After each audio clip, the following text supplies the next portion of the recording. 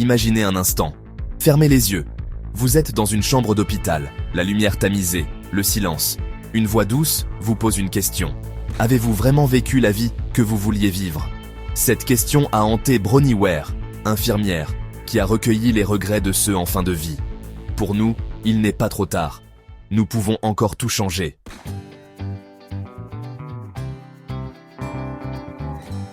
Le premier regret, le plus commun, celui qui revenait encore et encore, comme un écho douloureux dans les couloirs du temps, était celui-ci. J'aurais aimé avoir le courage de vivre une vie fidèle à moi-même, et non la vie que les autres attendèrent de moi. Réfléchissons-y ensemble. C'est une phrase d'une simplicité désarmante, mais d'une profondeur abyssale. Combien d'entre nous peuvent dire, la main sur le cœur, que chaque décision, chaque chemin emprunté, a été le fruit de notre propre volonté, de notre propre intuition, sans l'influence, consciente ou non, du regard des autres. C'est un défi de chaque instant. Dès notre plus jeune âge, nous apprenons à naviguer dans un océan d'attente. Celle de nos parents, qui veulent Dieu le meilleur pour nous, mais définissent parfois ce meilleur selon leurs propres peurs et leurs propres rêves inachevés. Celle de nos professeurs, de nos amis, de notre partenaire. Et puis, il y a cette attente plus large, plus insidieuse, celle de la société. Le « il faut » et le « on doit ». Il faut faire de bonnes études, trouver un bon travail, se marier, avoir des enfants, acheter une maison. Ce chemin balisé, si rassurant en apparence, peut devenir une cage dorée si ce n'est pas le nôtre. Nous devenons des acteurs dans notre propre existence, jouant un rôle que nous n'avons pas écrit, mais que nous avons accepté pour ne pas décevoir, pour être aimés, pour être acceptés. Nous choisissons une carrière pour le prestige ou la sécurité financière, alors que notre cœur brûle pour l'art, l'humanitaire ou l'artisanat. Nous restons dans une relation qui ne nous épanouit plus, par peur de la solitude ou du jugement. Chaque petite concession, chaque oui dit à contre-cœur est une pierre de plus sur le chemin qui nous éloigne de notre véritable moi, de notre essence. La tragédie, c'est que nous réalisons souvent cela bien trop tard. Lorsque la santé décline, lorsque le temps nous est compté, la clarté arrive enfin. Et avec elle, le regret poignant de ne pas avoir honoré ses propres rêves. Ces personnes, en fin de vie, voyaient, avec une lucidité presque douloureuse, à quel point leur choix avait été dicté par les autres. Et elles comprenaient que le bonheur était un choix qu'elles n'avaient pas osé faire. La question que cela nous pose, à nous, aujourd'hui, est cruciale. Combien de nos rêves sont en train de mourir sous le poids des attentes d'autrui?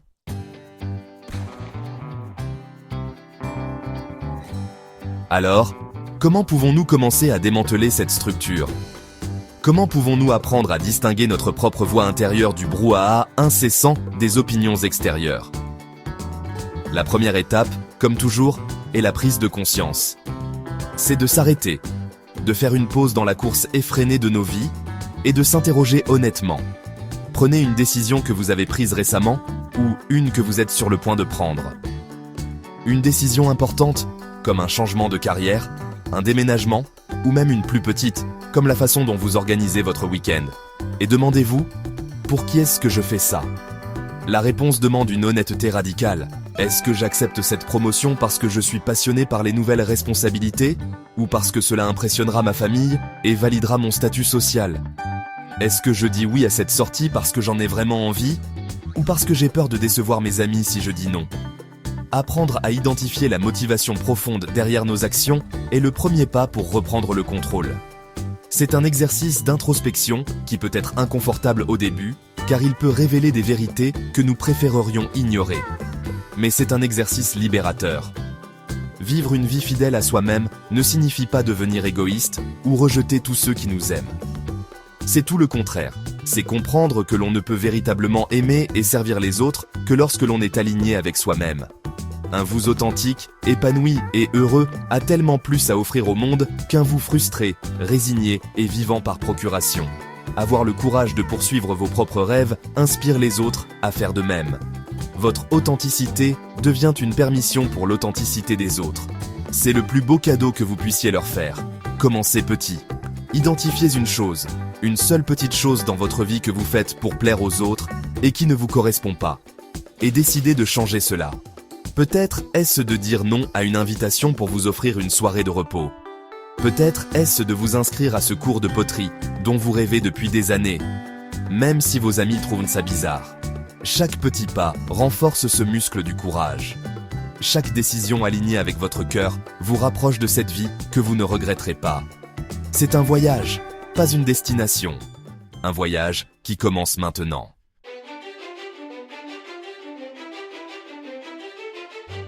Le deuxième regret qui émerge avec une force surprenante des récits de Bronnie Ware est celui-ci. J'aurais aimé ne pas avoir travaillé autant. Cette phrase, elle l'a entendue de presque tous les patients masculins qu'elle a accompagnés. Dans une société qui glorifie l'hyperactivité, le hustle, et qui mesure souvent la valeur d'un individu à sa productivité et à son succès professionnel, cette confession est un puissant contre-courant. Ces hommes, au crépuscule de leur vie, ne regrettaient pas de ne pas avoir conclu une affaire de plus, ou de ne pas avoir obtenu une dernière promotion. Leurs regrets étaient ailleurs. Ils regrettaient les moments manqués. Les couchers de soleil qu'ils n'ont pas vus parce qu'ils étaient encore au bureau, les matchs de foot de leurs enfants auxquels ils n'ont pas assisté, les conversations avec leurs partenaires qui ont été écourtées par un appel téléphonique professionnel. Ils réalisaient qu'en se consacrant corps et âme à leur carrière, ils avaient manqué la jeunesse de leurs enfants et la compagnie de leurs partenaires.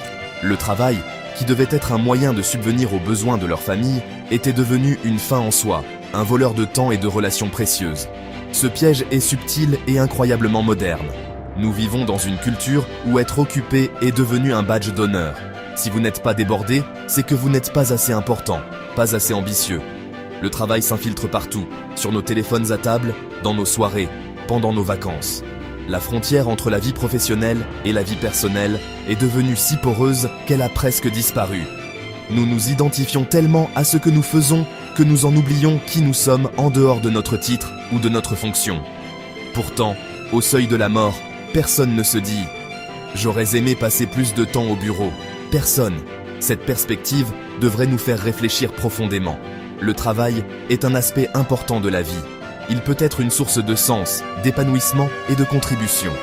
Mais il n'est qu'une partie de l'équation. Quand il prend toute la place, il crée un déséquilibre qui mène inévitablement au regret. Ces hommes ont réalisé, trop tard, qu'ils avaient échangé des diamants, les moments irremplaçables avec leurs proches, contre de la monnaie qui, au final, n'avait plus aucune valeur.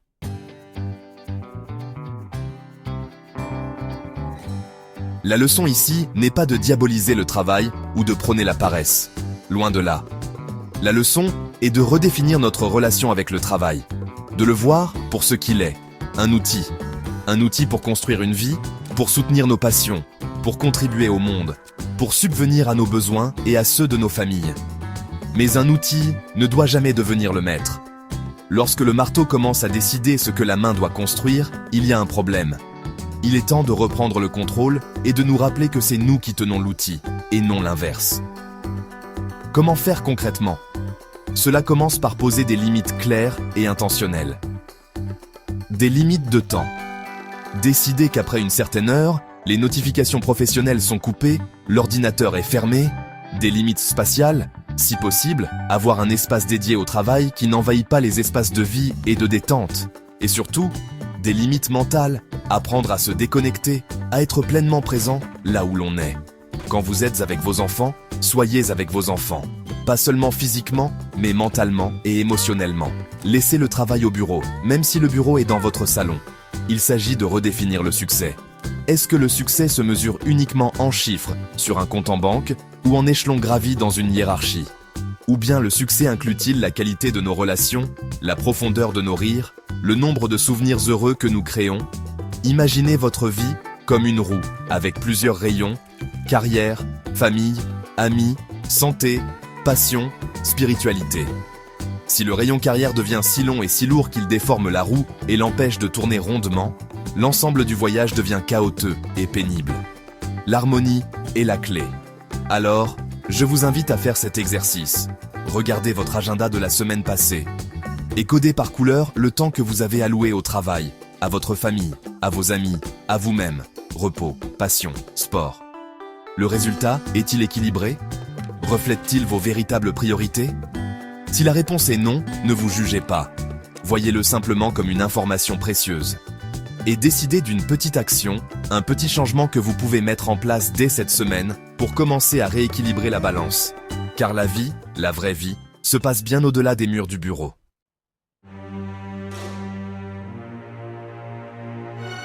Le regret de ne pas avoir exprimé ses véritables sentiments est l'un des plus poignants.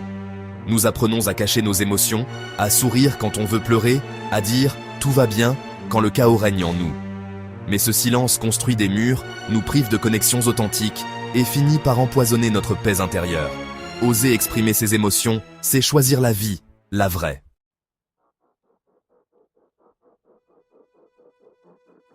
L'authenticité, c'est aligner ce que l'on ressent à l'intérieur avec ce que l'on exprime à l'extérieur. Cela demande du courage. Oser dire « je ne vais pas bien »,« ce que tu as fait m'a blessé » ou simplement « je t'aime ». En choisissant d'être vrai, vous créez des liens profonds et sincères. Choisissez l'authenticité, c'est là que réside la vraie connexion.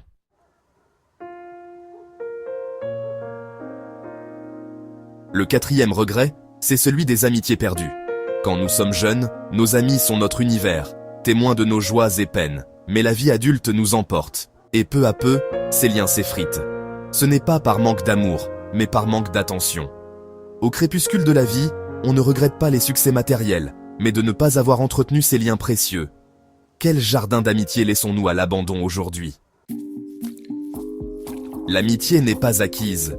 Elle demande une intention, une action, un message, un appel, une visite. Ce sont ces petits gestes qui maintiennent le lien vivant. Nous vivons dans une illusion de connectivité, mais la vraie amitié demande une présence réelle. Un simple message peut rouvrir une porte. Le moment parfait, c'est maintenant. Faites-le pour l'autre, pour vous, pour votre futur vous. C'est un acte de sagesse active.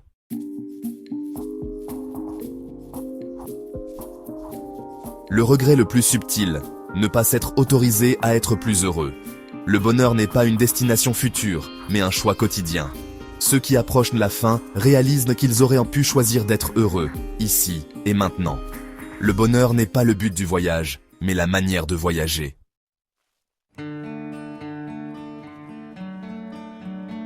S'autoriser à être heureux, c'est choisir, aujourd'hui, de ne plus attendre.